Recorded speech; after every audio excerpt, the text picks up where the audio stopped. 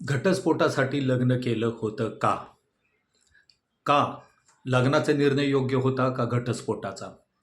कोणत्याही लग्नाचा अंत हा घटस्फोटाने होणं दुःखद असलं तरी आज घटस्फोटाचं प्रमाण मोठ्या प्रमाणात वाढलेलं आहे. फक्त पुण्यातच प्रत्येक दिवसाला 10 अर्ज घटस्फोटासाठी मॅरेज कोर्टमध्ये येत आहे. तर याची कारणं आणि याचं थोडंसं विश्लेषण माझ्या समुपदेशनाच्या अनुभवातून आपण पुढं थोडक्यात करणार आहोत.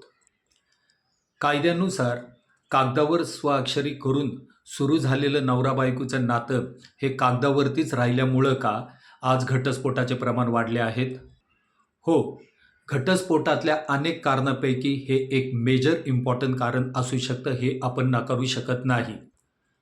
कारण पुरुषाचा नवरा आणि स्त्रीची बायको ही फक्त मॅरेज ॲक्टच्या कायद्यानुसार रजिस्टरवर सही केल्याने होत नसतात.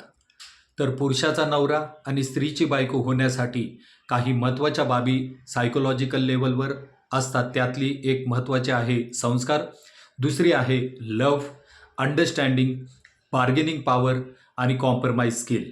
हे सुद्धा खूप आवश्यक असणाऱ्या गोष्टी आहेत. स्त्री पुरुष लग्न झाल्यामुळं एकत्र राहतायत म्हणून नवरा बायको होऊ शकत नाही. नवरा बायकोची होण्याची प्रक्रिया आणि व्याख्या खूप वेगळी आहे. सुखदुःख, ऊन वारं, आजारपणं, दुखणं खुपण्यातून स्त्री पुरुष एकत्र राहून या प्रक्रियेतून गेल्यानंतर एक नवरा बायकोचं नातं तयार होत असतं.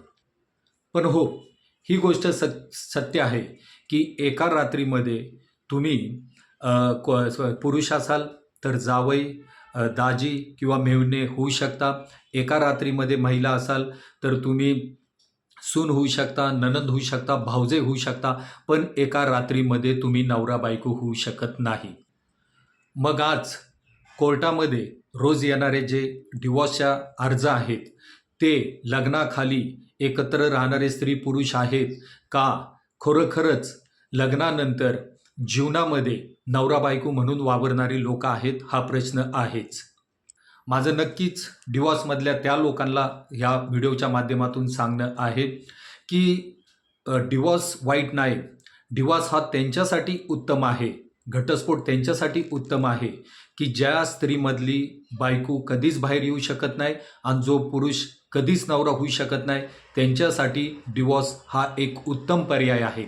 परंतु जी स्त्री बायको होऊ शकते, जो पुरुष नवरा होऊ शकतो, त्यांनी डिवॉर्सचा पर्याय आत्ता घेऊ नाही. तर एक चांगल्या समुपदेशकाकडनं एक चांगलं समुपदेशन घेऊन मी अनेकदा ते सजेस्ट करतो, घेऊन आपलं भावी वैवाहिक जीवन सिक्युअर करा आणि यशस्वी करण्याची तुम्हाला खूप संधी आहे. मी अनेकदा माझ्या प्री मॅरेज, पोस्ट मॅरेज काउन्सिलिंगच्या माध्यमातून स्त्रीमधून तिचं पत्नी बाहेर काढायचं प्रयत्न करतो आणि पुरुषात दडलेला त्याचा नवऱ्याला सुद्धा बाहेर येण्याची संधी देत असतो. ते यशस्वी वैवाहिक जीवनासाठी नक्कीच आपल्याला प्री मॅरेज काउन्सिलिंगसुद्धा गरजेची आहे.